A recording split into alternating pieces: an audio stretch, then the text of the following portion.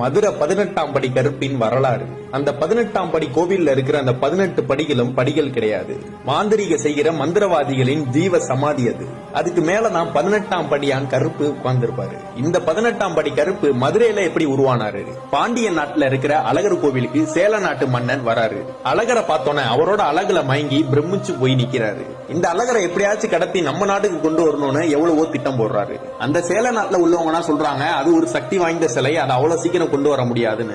எப்படியாவது அந்த சிலையை எடுத்துட்டு வந்துடணும்னு 18 மந்திரவாதிகளை ஏற்பாடு பண்றாரு சேல நாட்டு அரசர். அந்த மந்திரவாதிகளும் சொல்றாங்க அந்த கடவுள் ரொம்ப சக்தி வாய்ந்தவர், மாந்திரிகம் தாந்திரிகம்னா செஞ்சுதான் அந்த சிலையை கட்டுப்படுத்தி எங்களால கொண்டு வர முடியும்னு சொல்றாங்க.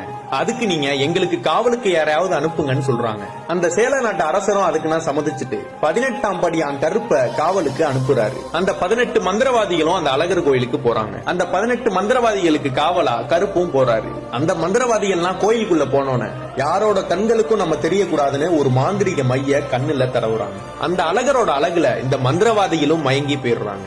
இந்த 18 மந்திரவாதிகளும் உட்கார்ந்து மந்திரம் செய்து அந்த அழகரோட சக்திய கொஞ்சம் கொஞ்சமா எடுத்துக்கிட்டே இருக்காங்க. இது தினசரி நடந்து கொண்டே இருக்கிறது. அந்த அழகரோட முகப்பொலிவும் கொஞ்சம் கொஞ்சமா குறைஞ்சுக்கிட்டே வருது. இந்த 18ஆம் படி கருப்பும் அழகரை பார்க்கலாமேன்னு போறாரு. அவரும் அந்த அழகரை பார்த்து அழகுல மயங்கி நிக்கிறாரு. இங்க நடக்கிறது எல்லாமே இந்த கோவில் பூசாரி கனவுல அந்த அழகர் சொல்றாரு, என்னை திருடி செல்வதற்காக 18 மந்திரவாதிகள் என் கருவறையில் மறைந்து உட்கார்ந்து இருக்காங்க, என்னை காப்பாற்றுன்னு அந்த அழகரும் சொல்றாரு. இவர் இந்த பாண்டிய நாட்டு அரசர்கிட்ட போய் இதை நான் சொல்றாரு. அந்த அரசரும் ஒரு வழி கண்டுபிடிச்சு தினந்தோறும் அந்த பிரசாதம் வைக்கிற அந்த பொங்கல்ல நிறைய மிளகு சேர்த்து வைக்கிறாங்க. அதெல்லாம் சாப்பிட்ட அந்த 18 மந்திரவாதிகளுக்கும் மிளகோட காட்டத்தினால அவங்க கண்ணுல பூசின அந்த மையினா அழிஞ்சு அவங்களோட உருவனா தெரிய ஆரம்பிக்குது. அந்த 18 மந்திரவாதிகளும் அந்த ஊர் மக்கள் கண்களுக்கு தெரிய ஆரம்பிச்சிட்டாங்க. அந்த மந்திரவாதிகள் இந்த அழகரை எங்கள் நாட்டுக்கு கடத்த வந்தது உண்மைதான், ஆனா அந்த அழகரை பார்த்து அவரோட அழகுல மயங்கினதும் உண்மைதான். அந்த 18ஆம் படியான் கருப்பும் வெளியில வராரு. எனக்கு இங்க இருந்து சேல தேசம் போக விருப்பம் இல்ல, அதனால இந்த கல்லழகருக்கு நான் காவலா இருக்கேன்னு சொல்றாரு.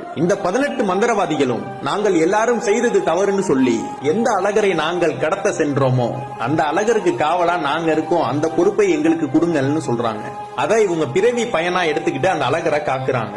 18 மந்திரவாதிகளும் வடக்கு நோக்கி அமர்ந்து தவம் செய்து தங்களுடைய உயிரை தாங்களே ஜீவசமாதி படுத்தி கொண்டார்கள். அந்த ஒவ்வொருவரும் ஜீவசமாதி படுத்தி கொண்ட அந்த இடத்தை தான் 18 படிகளாக அமைச்சிருக்காங்க. இவங்களோட சேர்ந்து இந்த 18ஆம் படியான் கருப்பும் காவலுக்கு நிக்கிறாரு. அவரோட உத்தரவு இல்லாம எதுவும் உள்ள போகவும் முடியாது, வெளியே வரவும் முடியாது. கூப்பிட்ட உடனே வந்து நிக்கிற தெய்வம் பொய்யா தெய்வம், அதுதான் இந்த 18ஆம் படி கருப்பு. உண்மை எங்க இருக்கோ அவங்களுக்கு பக்கத்திலேயே இருந்து வெற்றி பெற செய்யக்கூடிய தெய்வம் அப்படின்னா கருப்புக்கு நிகரான தெய்வம் எதுவுமே இல்ல.